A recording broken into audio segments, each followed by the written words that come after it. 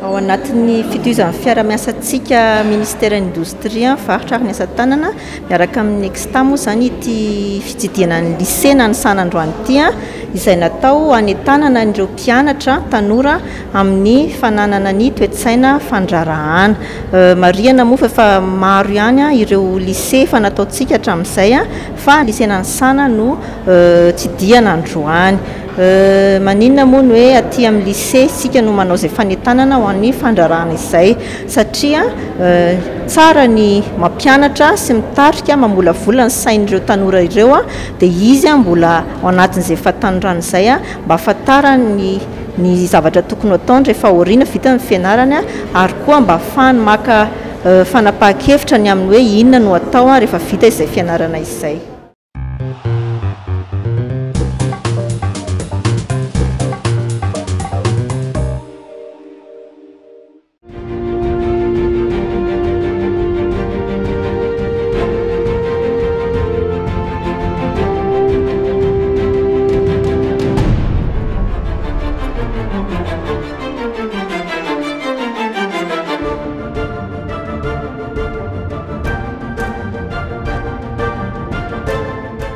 Pôle stage Madagascar moa no natolotra androany ny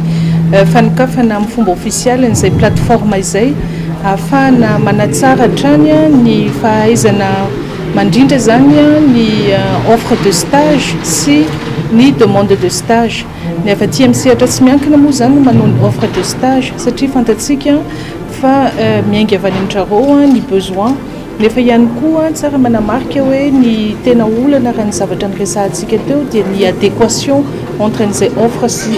demande zay. Ny atao ministère ny indostrie sy ny varotra ary ny asa tanana zany mandray anjara feno amin'izao fametrahana ny pôle stage Madagascar zao miaraka amin'ny ministère ny asa sy ny fampananana asa ary sy lalàna sosialy ary koa ny syndicat ny industrie de Madagascar satria manetsika izahay ny sehatra tsy miankina rehetrarehetra ary manetsika ihany koa ny tanora rehetrarehetra ilatsaka tsehatra amin'izay fitadiavana ny stage voalohany zay satria ainga goavana tokoa zay eo amin'ny fitantanana ny carrière ary indrindrandrindra ihany koa raka voalaza teo mety ho vohitra anankiray ahafahana mampandroso ihany koa ny sehatra ny fandrarahana majinika na ny entrepreneuriat.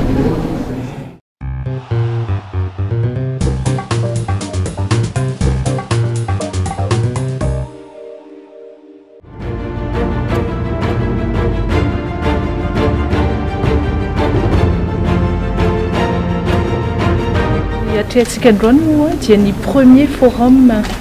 des affaires entre Madagascar et le Japon. Dingana goavana be no tanterahantsika ao anatin'izay ary soratsika manokana ny association économique Madagascar et Japon AEMAJA nanao an'izay nanatanteraka androany an'izay premier business forum ny Madagascar et Japon izay satria zany ny dingana voalohany ahafahantsika mifanerasera aloha voalohany indrindra mifankafantatra manarakaraka an'izay ary aorinan'izay vao mipetraka ny fifarahana miara-miasa amin'ny sehatra tsy miankina. Hitantsika rehefa avy eo misy investisseur sy entrepreneur japonais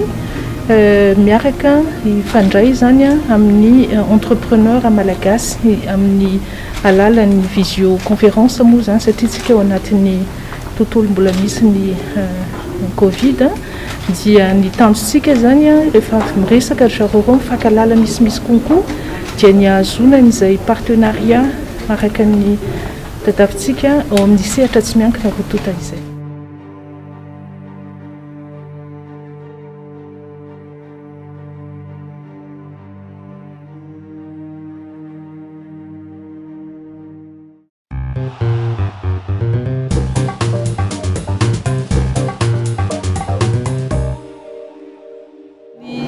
Velirano fafito ny fampandrosoana ny indostria dia anisan'ny velirano goavana ao anatin'ny plan émergence Madagascar.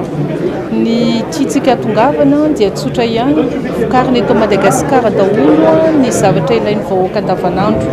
Ireo zavatra rehetra faratsika importation ataontsika amin'izao fotoana reo zany no anaovantsika source anankiray anokafana indostria. Ny ezaka efa natao hatreto dia ny hitanareo angamba ny firoborobon'ny industrie malagasy nampisondrotra ny activité efa ataon'izy ireo na ny diversification zany a nametraka ihany koa ny fanitarana ny sehatrasan'izy ireo any amin'ny faritra hafa zany izay ny tena goavana be nahitana zany tamin'ny farany taona 2024 efa natratra efa ovo amin'ny 10 ny unité industrielle vaovao natsangana teto Madagascar. Ny manaraka an'izay ny entreprise efa misy zany zay resahantsika zay zay nampina tosika zany hanao ny stratégie de diversification sy investissement. Ny stratégie anankiray amin'ny industrialisation atsika dia ny fampiroboroana ny Eurodof le One District One Factory izay no adoptena tamin'ny herintaona moa zany ny ametrahana izay stratégie anankiray izay ampiroboroboana indrindra ny fanodinana ifotony ny vokatra any amin'ny district rehetrarehetra.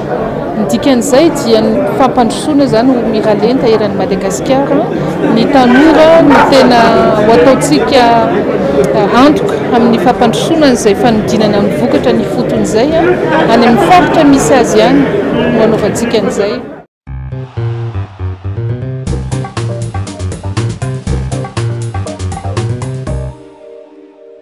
Vehivavy ianao tompon-tsafidy vonona niatrika adity fa tsy vehivavy voageja voatery zaka mangidy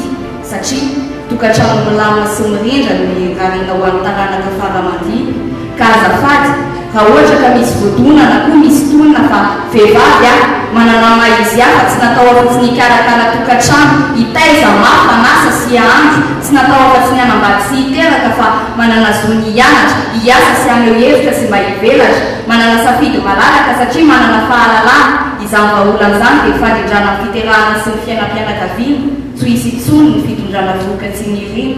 Vehivavy olombelona toanao ihany vehivavy manana maizy vehivavy manana safidy mangetaety ny anana ho avy mamiratra.